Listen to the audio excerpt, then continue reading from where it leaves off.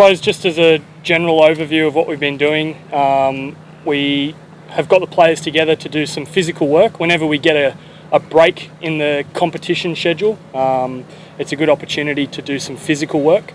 One of the unique things for Bangladesh is that we play pretty much 12 months of the year. A lot of the more Western sides generally have an off season. We don't get that luxury here. So when we get these small windows, we try and do some physical work and some physical testing. We use the testing to understand what areas we need to emphasise in each player's individual training.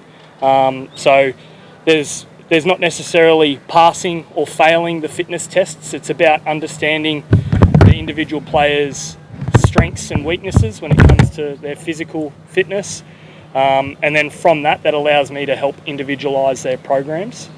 As you would have seen, we did some testing here the other day. We did some testing at the National Stadium. We did some sprint testing and a time trial. We had, I think, 12 personal bests in the time trial, so lots of players are making improvements in that area. We had an outstanding performance with Nahid as well, running a 5-minute 31 1600 metre time trial. But as a group, we're collectively just trying to improve and get better in that area. We also did some strength testing here as well, and once we had a look at all of our strength testing results across all of the tests that we do, we had 56 personal bests. So the playing group are improving a lot. I saw a little bit of commentary regarding the testing being new. That's not true. We've done this testing for the last 18 months since I joined in April of 2024. So we've got some continuous data across the time trial, the strength testing, the sprint testing to monitor the players' progress. And I'm really pleased with the improvement that the group is making, particularly the young group of players who are coming through, who are playing a lot of T20 and one-day cricket for us at the moment. They're really focused on improving not just their cricket, but becoming better athletes as well. Generally when there's a break in the schedule, the players are very good at taking ownership of doing a lot of physical work. So I'd say that they've actually been doing more physical work after that last series finished than less.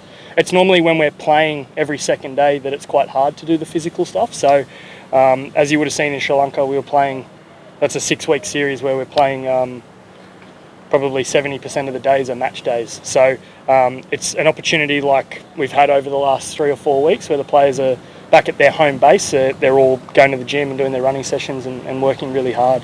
And I can't fault their effort. They're, as you would have seen today, outstanding effort, and their attitude's fantastic towards the physical work. Yeah, it's often debated what the best test is. The reason I wanted to use a time trial was that it's very simple for us to deliver that test. You don't need any equipment to run 4 laps of an athletics track. You can measure it on any grass cricket ground as well. So it makes it more accessible for our domestic players to do the same test as a national team.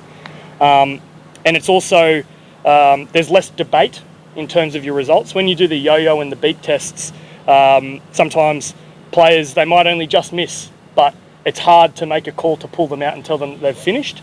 The great thing about the time trial is that the clock doesn't lie. My experience is the players who win the yo-yo test and win the beat test, they also win the time trial. And the guys who are poor in those tests are also poor in the time trial. So you still get the same understanding of which players are fit and which players need to do more work, regardless of which test you use. But the main thing for me was having an assessment that's easy to deliver, and we're going to be really reliable with our results, whether it's me running the test or one of our domestic divisions with NCL. We're not going to have different results if we run the test that way. Absolutely, yeah. No, our boys worked extremely hard. I think evidence today, if you saw some of the conditioning that we did, there was some really challenging drills. If you didn't think they were challenging, I'd welcome you to come and do them with us one day. You'll find out. Their attitude and their effort's outstanding. They push themselves extremely hard. The biggest challenge for us is finding opportunities to do big chunks of physical work, which we don't have the benefit of, like an England or an Australia, where they have a big sort of 15-week pre-season for their players, regardless of if they're domestic or international. So we only get little small windows, so we're constantly fighting that battle of trying to get physical work in wherever we get those opportunities. Yeah, I would disagree with that sentiment. I think being a good athlete is the same regardless of what sport you play. Being fast, being aerobically fit, being strong and powerful, those general aspects of athleticism, they carry over to any sport. You've only got to look at the top tier cricket nations, and generally you're looking at big, strong, powerful, fit athletes, and they could probably be good footballers or good rugby players, or they could try their hand at any sport and be quite competent. So athleticism is quite general in nature, and we use physical training to build that athleticism. And when you've got more athletic cricket players, it gives them more freedom to play the game the way they want to. So if you're a batsman with more power, you've got more options. You can hit the ball over the top. If you're fast between the wickets, you can push the running between the wickets. As you know, if you're athletic in diving and rolling and tumbling, you can make plays in the field. And obviously being aerobically fit is really important for our players to maintain their concentration when they're batting for long periods of time, and for our fast bowlers to bowl long spells consistently. So athleticism is general. I would say it's not specific to cricket. Yeah. Oh, I don't need to inspire them. They're very motivated. They are all extremely hard working, and they want to be the best that they can be. I don't get any complaints from our players about the physical work that we do. They all they really are bought in and trying to get better, and their energy and enthusiasm for it's fantastic. I wouldn't say there's lacking in any area.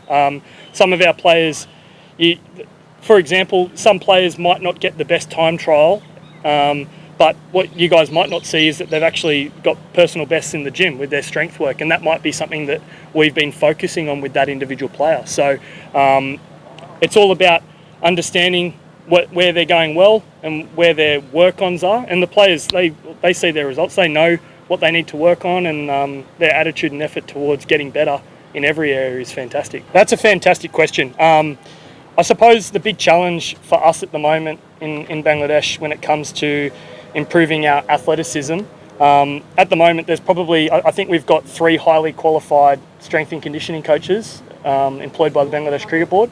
If we compare that to domestic cricket in England or Australia, they've got 20 or 30 of those trainers. We've got lots of local trainers who are really passionate and working very hard. And it's about, one of my big roles is trying to help improve those guys by providing opportunities for them to build their skills. But ultimately, it falls back on our system and our domestic trainers who do a fantastic job.